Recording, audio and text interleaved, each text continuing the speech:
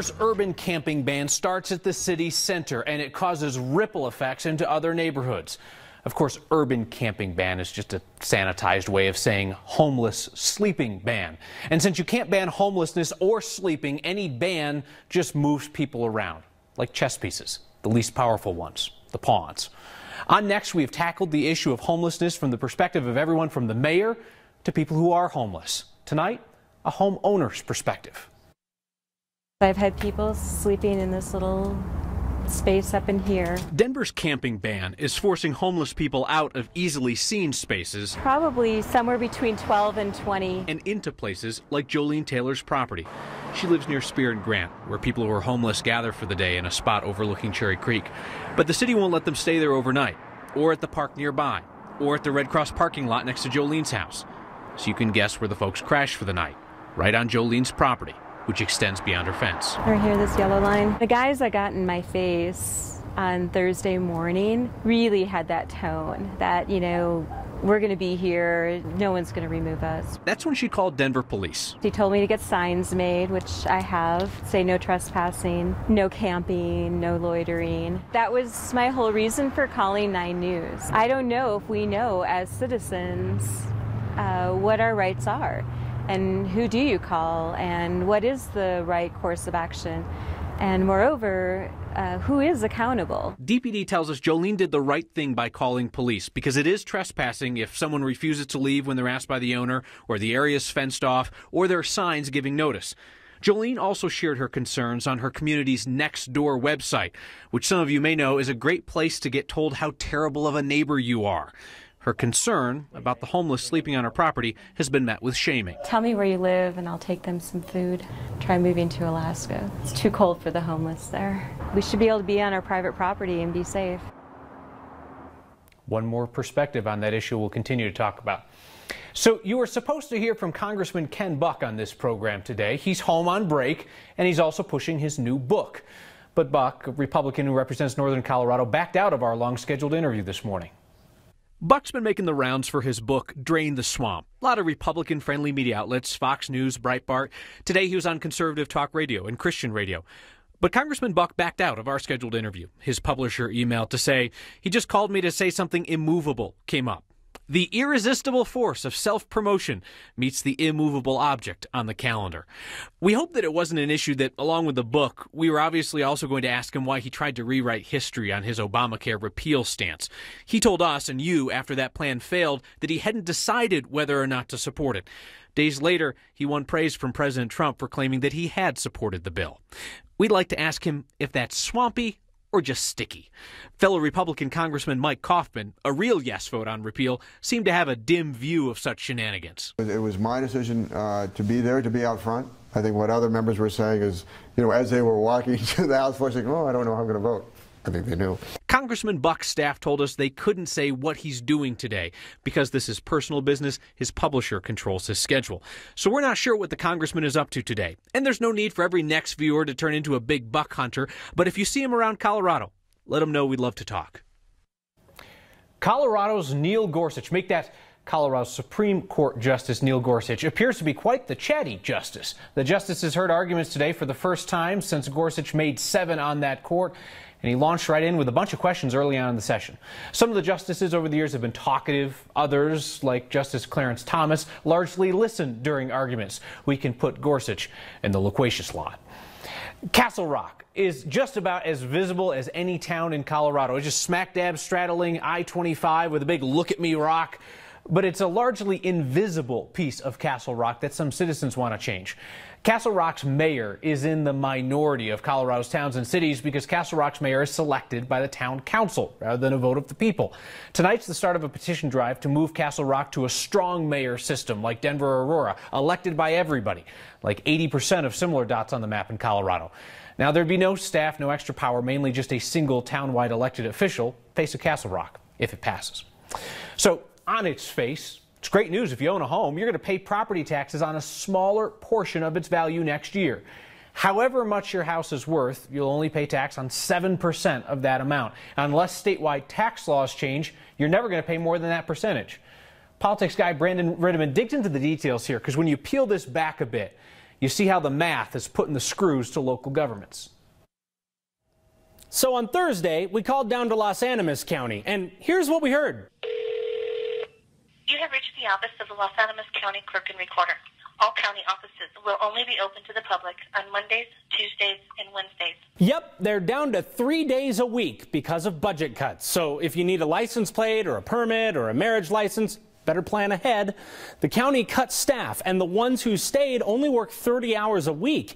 It's a big rural county on the border with New Mexico, and the cuts didn't stop there. If someone burglarizes your house, don't expect the sheriff to come. On several occasions, he said, email me what was taken from your house, rather than drive, 140 miles round trip. It's not because they're lazy. The sheriff has to watch his gasoline bills. Money's that tight.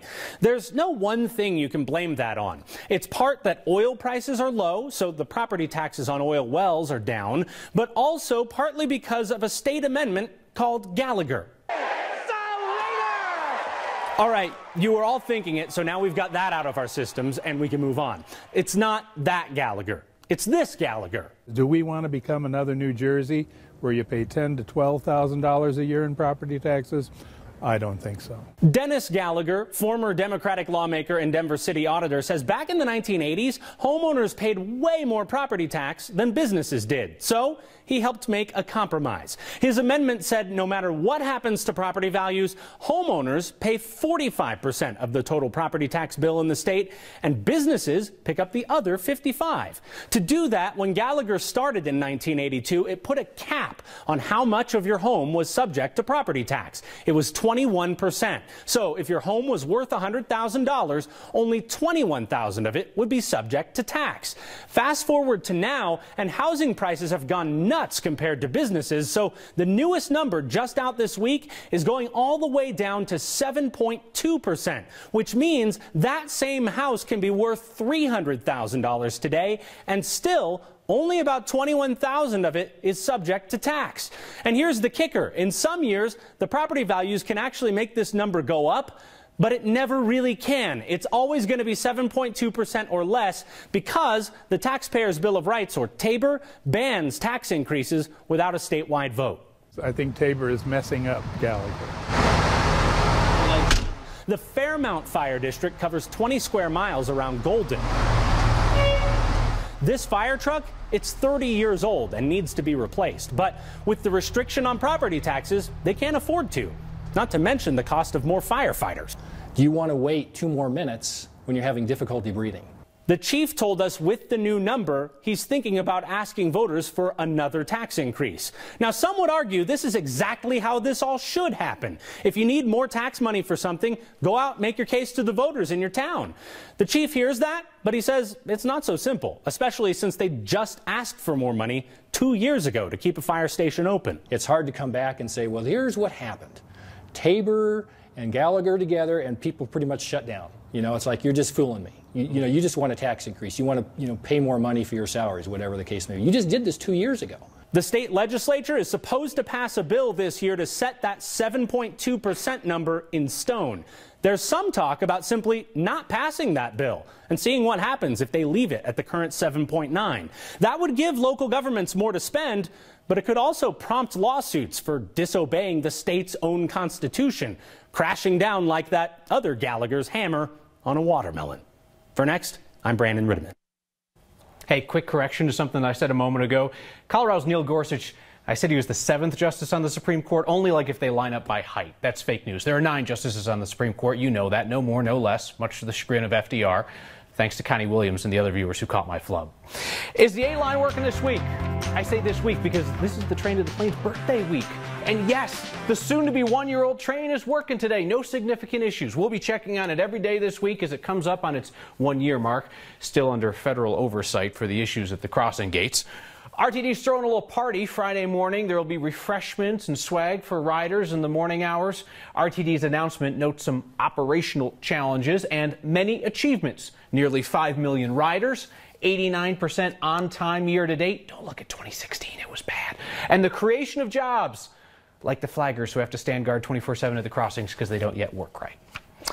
Karen DeMello from Greeley shared her tattoos with Next as part of our series on permanent stories written on our bodies. She said her tattoos opened up conversations about her cancer, a topic that so many were afraid to touch. We learned that Karen passed away recently. 10 years she fought ovarian cancer, 139 chemo treatments, one unyielding spirit. Karen DeMello was a victim's advocate, a mediator, an advocate for suicide prevention, and a fighter. She was 56.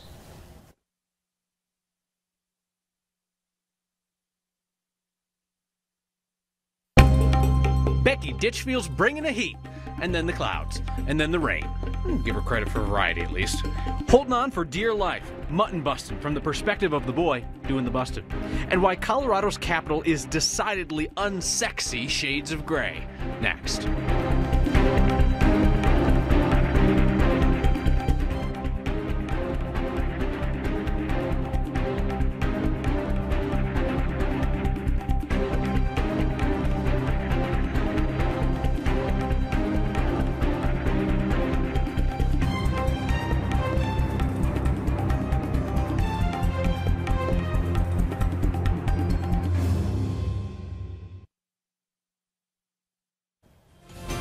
The most Colorado thing we saw today is Teresa O'Brien's new friend. The O'Brien family woke up to a moose just chilling on the patio. Another beautiful day to be a moose or a human in Silverthorne. Teresa shared the photos on the Next Facebook page with the caption, "Pretty darn Colorado."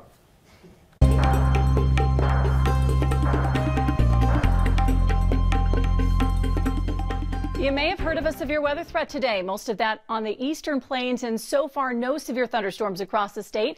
We are seeing a couple of showers and one thunderstorm down in southeast Colorado. Showers right now over Lincoln County, really starting to move out and dissipate. The thunderstorm that's building in southeast Colorado right now over some rural areas, but is pushing east and will be out of the state within the next hour and a half to 2 hours. That green area on your screen is the marginal risk for severe weather for eastern parts of our state. That includes Sterling, Burlington, stretching down through Lamar.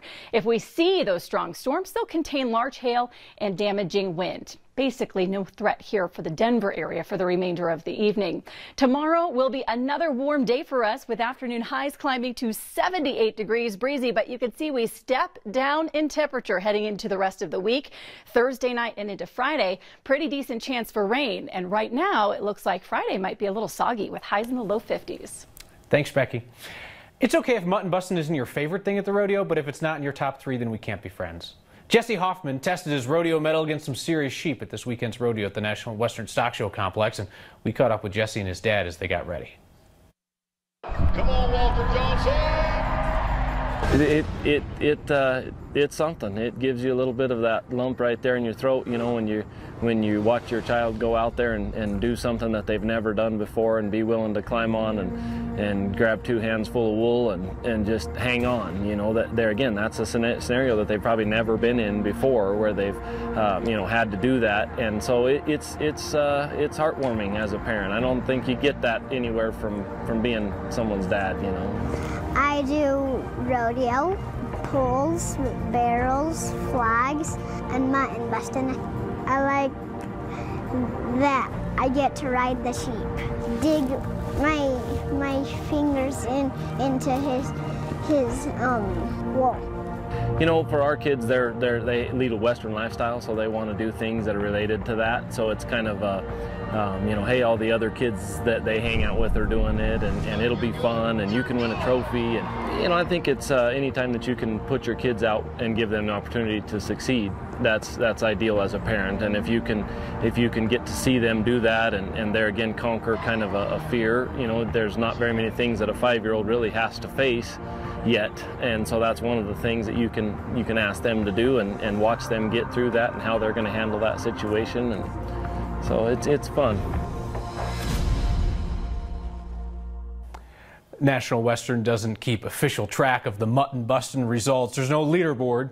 Every kid that climbs aboard a recalcitrant sheep grabs 2 handfuls of wool. As JW told you, every one of those kids is a winner. Thousands ran the Boston Marathon today. One runner had her number retired for a race she started long ago. A Next viewer wonders if we paid for that weird 2-tone gray paint job on the Capitol. And our search for the smartest kid in Colorado takes us to Mars.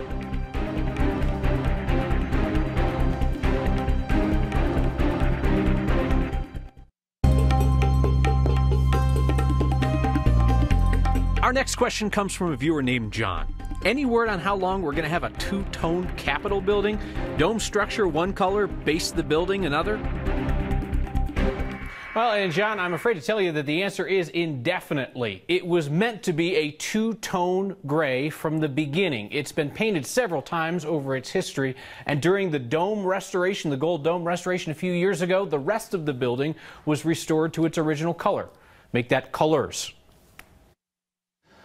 During the course of the 100-year life of the Capitol, the dome was painted with various paints. When we recently restored the dome back in 2014, forensics experts told us that the color that's on the dome now is the original color as it was designed by the original architect, Elijah Myers. It's going to stay that color.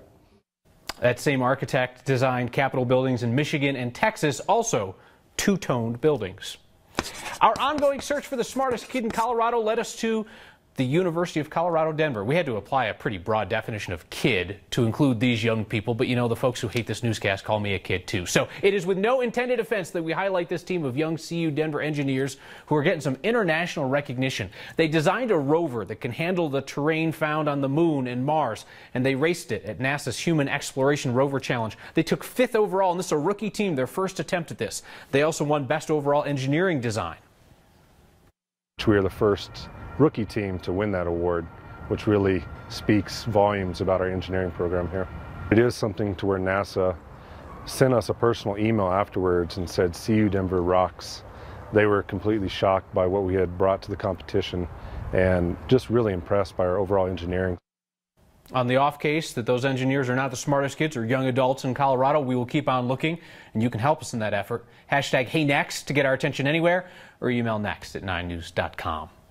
May I make a brief recommendation, point you towards something that didn't come from our newsroom but is worth a few minutes of your time. Perhaps you caught the story of Catherine Schweitzer on NBC National News tonight. The New York Times has an extensive article on the history of the first woman to run the Boston Marathon. That was 1967. The iconic photo of a race organizer trying to hustle her off the course when she was discovered. It was 50 years ago, and today she ran the Boston Marathon again at 70. She wore the same number, 261, and it was retired after the race. Find a link to that article on the Next Facebook page. It's a sign that there are areas where there are a lot of young people and older people who need the same warnings. And your feedback is straight savage tonight, I'm telling you. Disturbing. It's next.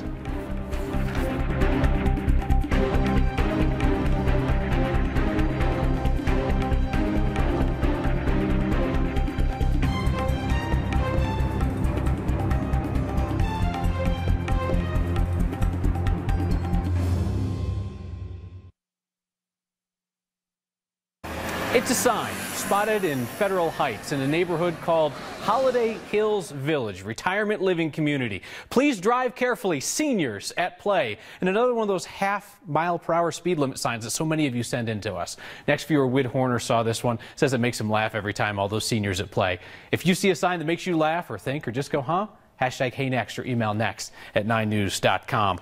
Lawrence Valdez writes in about our Ken Buck duck of an interview today. Says, damn, I need somebody to write me excuses like that publicist did for Ken Buck. We hope the congressman will join us on the air here sometime soon. And Jeff Conway says, Kyle, when I was a kid, I had to wear a sport coat just like your coat. But then my dad got a job.